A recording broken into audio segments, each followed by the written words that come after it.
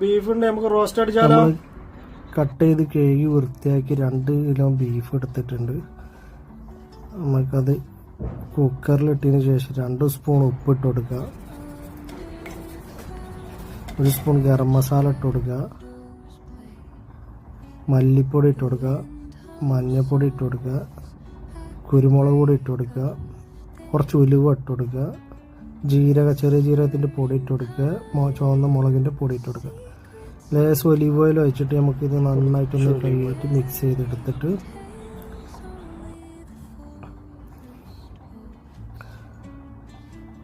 കുറച്ച് വെള്ളം കൂടി ഒഴിച്ചു കൊടുത്ത് കുക്കർ അടച്ചിട്ടൊരു 8-9 വിസിൽ.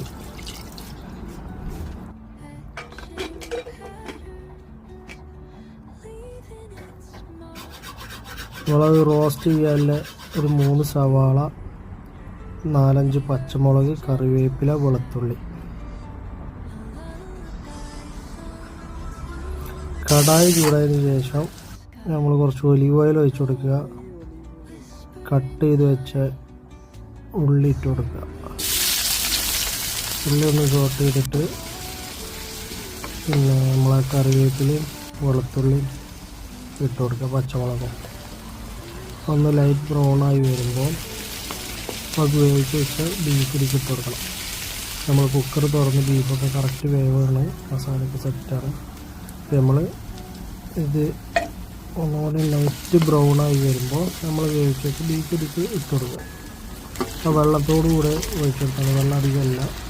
ഒന്ന് ചൂടാക്കി ഒന്ന് ഇതാകുമ്പോൾ വെള്ളം വറ്റിയിട്ട് കറക്റ്റാവും. അടച്ചു വെച്ചൊന്ന് വേവിച്ച് ഒന്ന് തുറന്നിട്ട് ഒന്നും കൂടി നമ്മൾ അടിയിൽ നിന്ന് മിക്സ് ചെയ്ത് കൊടുക്കുക. നല്ലോണം ഒന്ന് മിക്സ് ചെയ്ത് വെക്കുക. എരിവ് ഉപ്പൊക്കെ നോക്കുക, ഉപ്പ് കറക്റ്റായിരുന്നു.